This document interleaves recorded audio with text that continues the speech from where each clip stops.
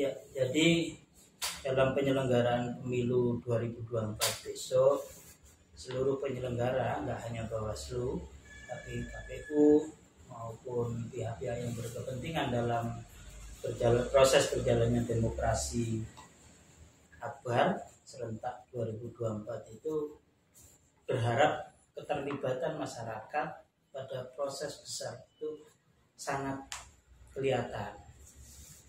Ada kemunculan sehingga dari Undang-Undang 7 tahun 2017 memberikan amanah untuk proses akreditasi pemantau pemilu itu ada di Bawaslu. Berbeda dengan konteks pemilihan kepala daerah baik gubernur maupun bupati wali kota, akreditasi itu kewenangan ada di Komisi Pemilihan Umum sesuai tingkatannya masing-masing. Untuk konteks pemilu 2024 sampai hari ini Bawaslu diberi kewenangan oleh Undang-Undang 7 untuk mengakreditasi, kemudian teknis untuk bagaimana lembaga pemantau dapat mendapat akreditasi di Bawaslu itu diatur dalam Perbawaslu 4 tahun 2018. Beberapa persyaratan yang krusial dalam Perbawaslu 14 bagi pemantau pemilu yang ingin diakreditasi oleh Bawaslu, salah satunya adalah satu, memiliki badan hukum, dokumen berbadan hukum, artinya diakui oleh Kementerian Hukum dan HAM dan seterusnya. Kemudian keanggotaan, kemudian menentukan titik pantaunya di wilayah mana. Kalau pemantau nasional itu setidaknya 2 provinsi, kalau pemantau tingkat provinsi setidaknya punya jaringan di 2 kabupaten kota berikut pemantau kabupaten kota. Lalu kehadiran pemantau dalam proses pemberkasan akreditasi juga diminta oleh Bawaslu untuk menjelaskan objek pemantauannya di tahapan apa. Apakah di semua tahapan atau di salah satu tahapan saja dari 11 tahapan penyelenggaraan pemilu 2024. Misalnya di tahapan pungut hitung saja, di tahapan kampanye saja, di tahapan pendaftaran saja dan lain sebagainya. Itu tergantung. Kalau kemudian mau mengikuti di semua tahapan, ya disebutkan dalam formulir pendaftaran pemantau itu akan melakukan pemantauan di semua tahapan yang dilakukan oleh KPU maupun Bawaslu. Itu.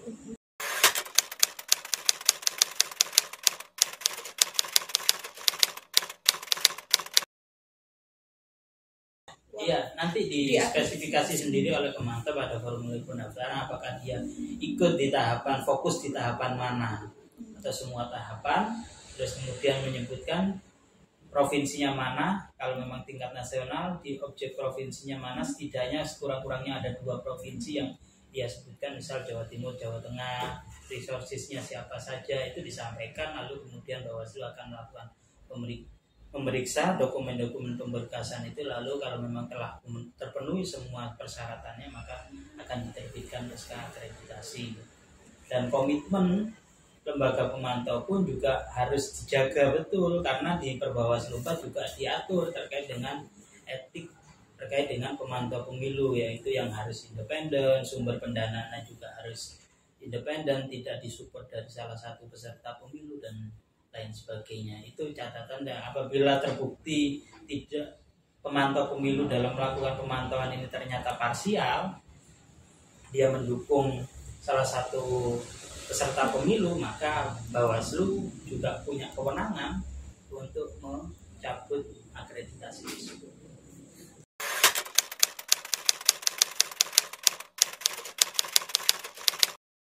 Iya. Tapi insya Allah Bawaslu akan berusaha mempermudah prinsipnya seluruh lembaga NGO agar ikut serta aktif dalam melakukan kegiatan pemantauan pemilu di pemilu serentak tahun 2024. Dorongan kami tetap agar ikut aktif karena memang persyaratan utama masih di konteks berbadan hukum, walaupun dorongannya setelah beberapa waktu lalu Bawaslu RI mencoba untuk mendiskusikan terkait dengan kehadiran pemantau perseorangan dan lain sebagainya. Sebenarnya juga ada hal yang perlu diperhatikan terkait dengan pemantau perseorangan itu. Kenapa? Karena eranya sekarang ini memungkinkan orang per orang itu melakukan kegiatan pemantauan karena realitas di lapangannya orang itu bisa mereport kejadian yang dia lihat itu secara langsung ke media sosial dan lain sebagainya.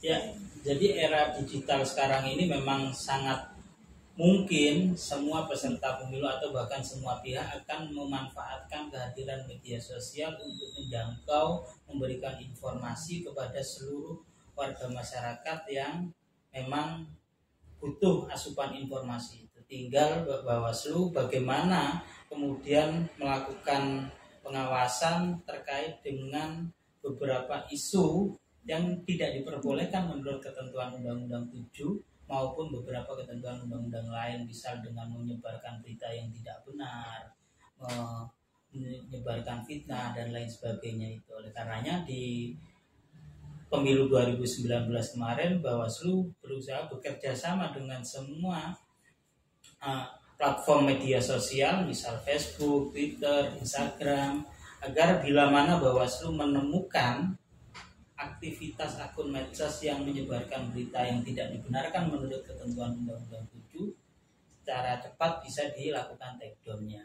Terkait dengan proses pidananya itu nanti akan dikolaborasikan. Kalau memang itu masuk kategori terkait dengan pidana pemilu, maka akan diulas di sentra gakumdu yang dimiliki oleh Bawaslu, kolaborasi dengan kepolisian maupun kejaksaan, atau kalau memang cukup berkaitan dengan undang-undang ITE, pihak kepolisian bisa secara mandiri langsung melakukan penegakan hukumnya.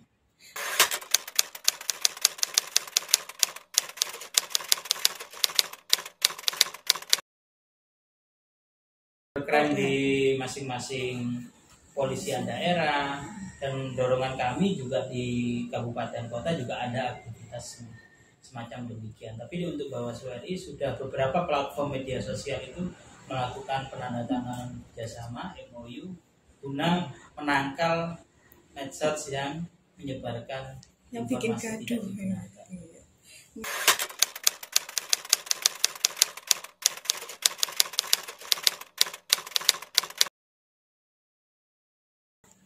Artinya beberapa waktu lalu sudah di launching tahapan pemilu, dan hari ini kami Bawaslu Provinsi khususnya itu menyiapkan utamanya adalah sumber daya manusianya.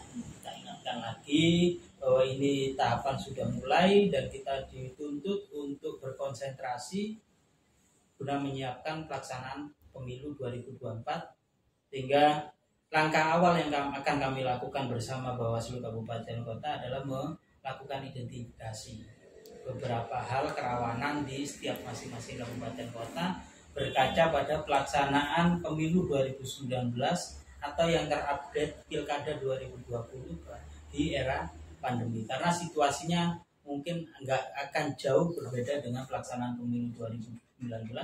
Mengapa demikian? Karena memang undang-undang yang menjadi dasar penyelenggaraan pemilu 2024 masih undang-undang yang sama, yaitu Undang-Undang 7 tahun 2017.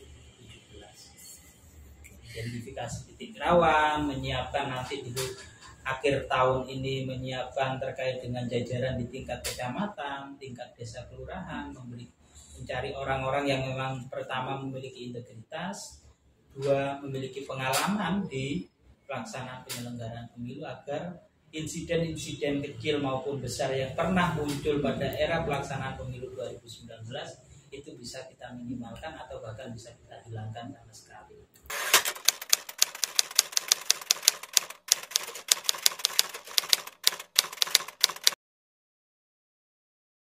Iya, jadi kita mengidentifikasi lebih awal apa yang harus kita lakukan, mana yang kemudian harus kita benahi, mana 2019 kemarin sudah maksimal kita lanjutkan, yang mana yang kemudian belum optimal ya kita evaluasi, kita cari inovasinya bagaimana implementasi efektifnya.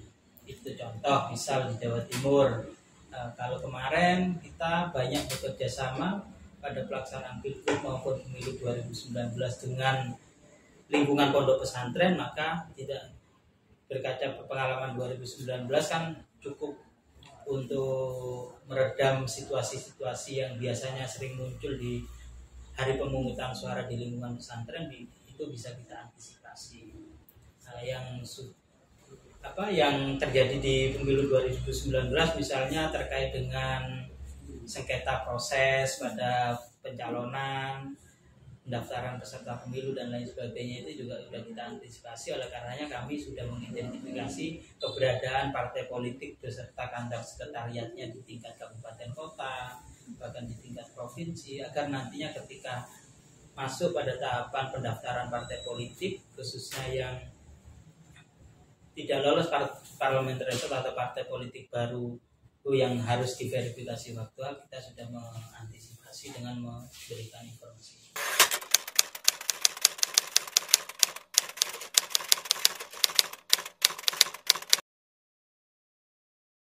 Ya, jadi saya secara pribadi berharap jajaran pengawas pemilu yang ada di Jawa Timur khususnya segera bersiap, karena pemilu 2024 bukanlah pemilu yang mudah, tapi andai kita sudah siap secara personal maupun secara kelembagaan, kita pasti mampu memberikan pengawasan terbaik pada penyelenggaraan pemilu 2024 sehingga menghasilkan wakil rakyat, presiden dan wakil presiden atau bahkan kepala daerah yang dapat memberikan nilai kemanfaatan lebih kepada seluruh elemen masyarakat, khususnya di wilayah Provinsi Jawa Timur. Pada Bapak Al-Hunayfi, dirasa waktunya sudah cukup, penjelasannya sangat memberi pengetahuan yang baru lagi. Terima kasih atas waktunya, kesempatannya untuk hadir di Bawaslu Kota Pasuruan. Mohon maaf apabila ajang ada salah kata. Terima kasih nggih Pak.